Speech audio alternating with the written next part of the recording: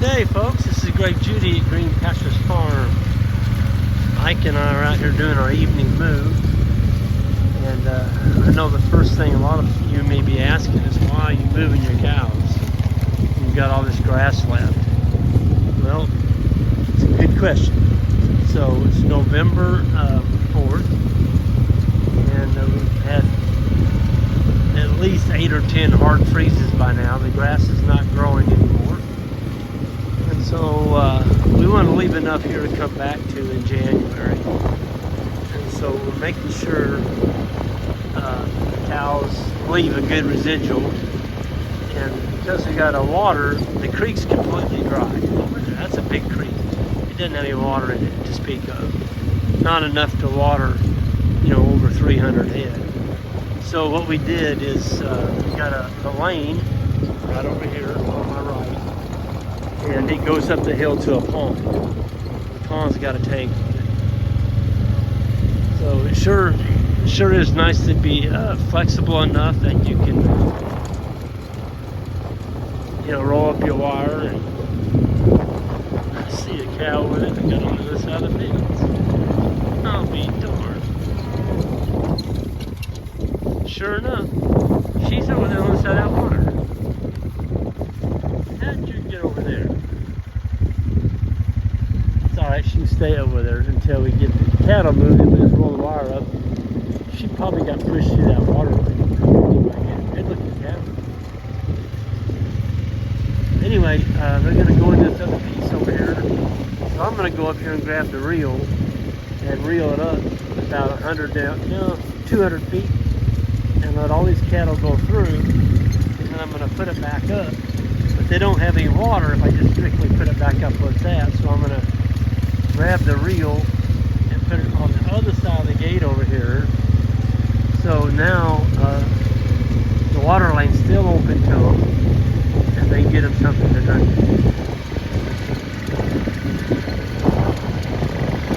Man, what a beautiful evening. My goodness. Here's the water lane right here. It goes through there, goes back into that blue tank at the top of the hill up there. That pond is down about 7 feet. It's still got about 9 feet of water in it, so we're good. Look at that cow. She's like, what am I doing over here? Here's my reel. I got my geared Terragate reel. Fight through the autumn hollies, darn things. Those are going bye-bye. I'm gonna get them.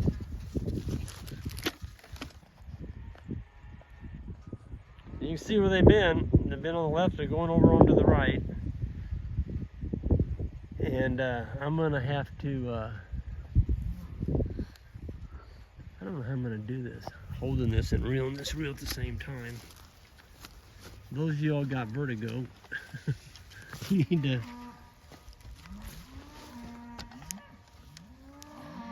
close your eyes. You can listen. This is going to be tough. I don't think I've ever done this before. I'm going to take my clippy off. I'm going to try and keep taping and rolling. I know it's tough. That is a line of cattle up through there.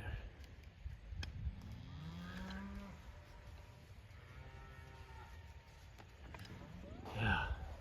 We've been seeing deer. Every time we come out, we see deer. And, it's breeding season. It is the rut. Deer season opens here. Rifle season opens in about 10 days. Well, it'll be a week from Saturday. This is Friday. So, yeah. Got another week. Cows are all patiently waiting. I gotta go slow. I'm gonna drop this camera and my reel both.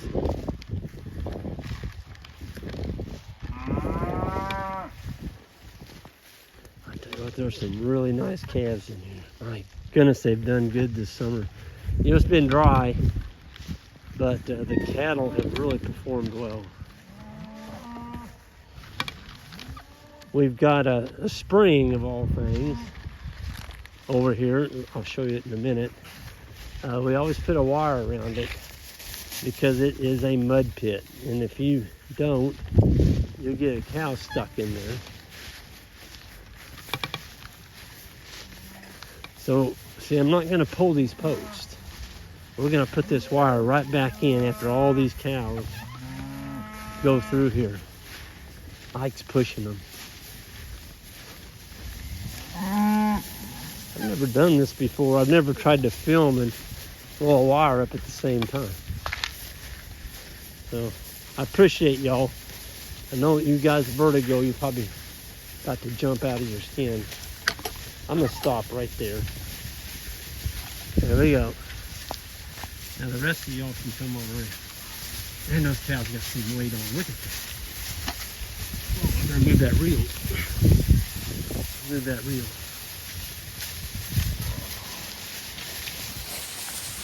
Here they come. My goodness, look at that.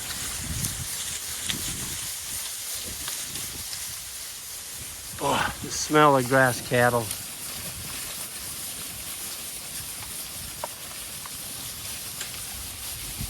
Oh, it's just heavenly. They just smell good, you know? They do. They just smell good. They got a sweet smell to them. It's just processed grass, the manure. Hey, Ike, we had one heifer get through in that water lane. Did she come through? I don't see her now. I think she got pushed through that water lane. Yeah, she's a pretty one. Oh, I was going to show you that. Look at that. Isn't that beautiful? It's just beautiful down here. Big old sycamore trees. The owner put a food plot down over there. That was a mistake. Came down here and disked it all up, harrowed it. I don't think there's a single plant that came up. It's too dry. You'd been better off leaving it in pasture like this. At least the deer would have had something to eat. I was going to show you the spring.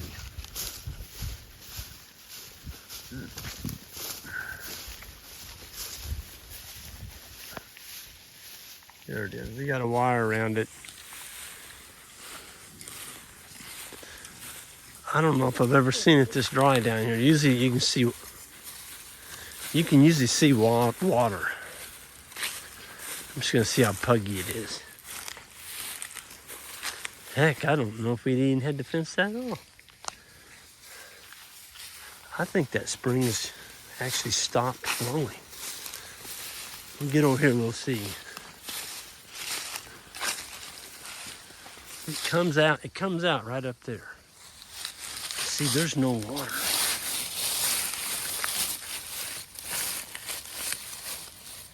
Nothing.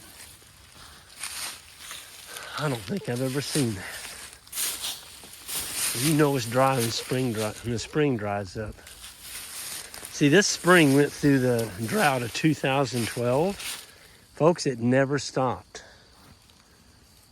But we've had a drought now for 2 years. There's no water coming out here. None. Let me pull this back and look. See, there's no water. It's cool. It's damp. But there's no water. I'll be darned. Boy, you know it's dry. That's, in our area, it's always a little bit iffy to spend money trying to develop spring water because you don't know. You know, if you get a really dry time and your spring, which is your source of water, dries up, and you've put all this infrastructure out here, putting a tank in and a rock pad and all the piping, and you know, you just wasted all your money. You didn't get nothing out of it. I leased a big farm years ago, and this farmer put in, well, he didn't, the government did. He got a government grant to put it in. It was right around $50,000. And he hooked 2 tire tanks to the spring, brought a dozer in, put a little dam around it, ran piping, put a drain on each tower tank, right at 50,000. And when I leased that farm, I never got to use it. Every summer, that darn thing would just dry up, zero water. And for the $50,000 that he spent on that spring development, he could have built, 10 ponds at, 5,000 a piece. That'd built, in those days, that would have built a big pond. I mean, in those days, I was building ponds for $1,000. Yeah, he could have built 50 ponds. And he'd had water. So, anyway, I'm always a little bit careful about, somebody talks about developing springs. And I know, I've been in states like Virginia and Tennessee. It seems like every little low area that you got water flowing. We don't have that here. It gets dry and we got a clay base and it gets dry. Well, there's that pretty girl. Pretty cow. Pretty young cow. Yeah, she's a beaut.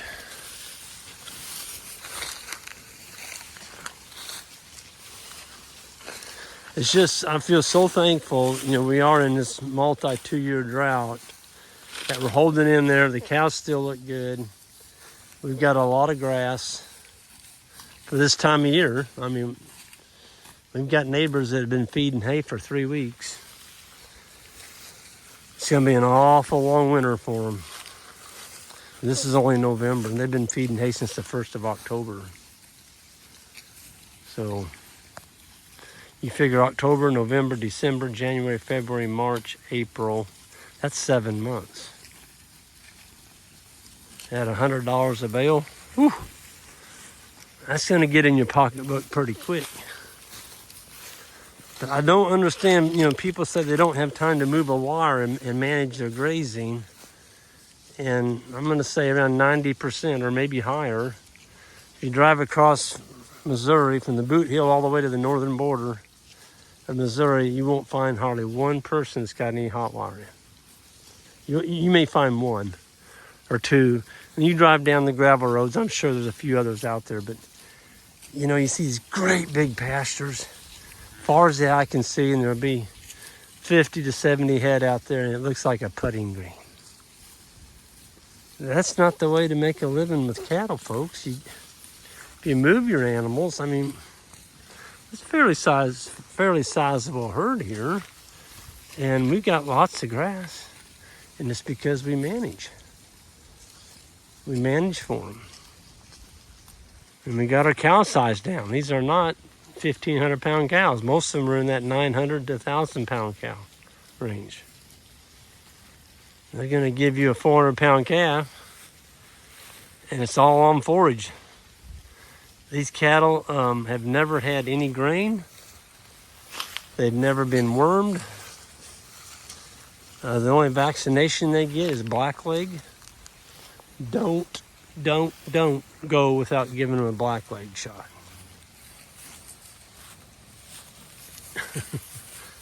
There is a nice bull calf right there, folks. That's 325. He's a beaut. I can't help but look at him. He is a beaut.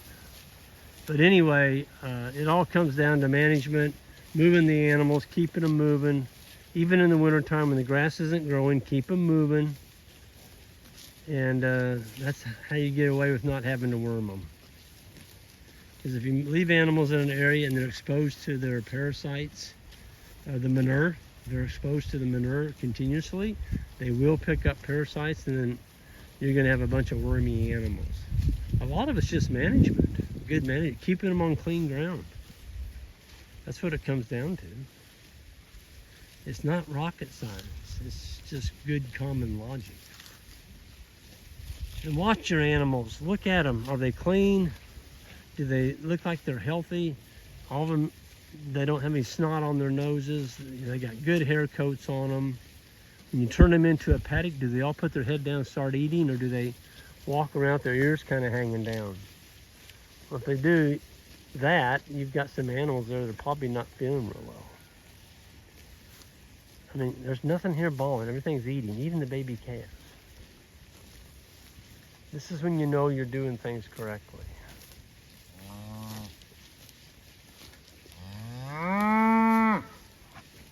There's a cow bawling for a calf. A calf's up there by the gate. Anyway, beautiful evening. We're going to go ahead and wrap this thing up, and everyone have a great weekend, and we'll see you all down the road. And hit that subscribe button on the way out, and we'll see you next time.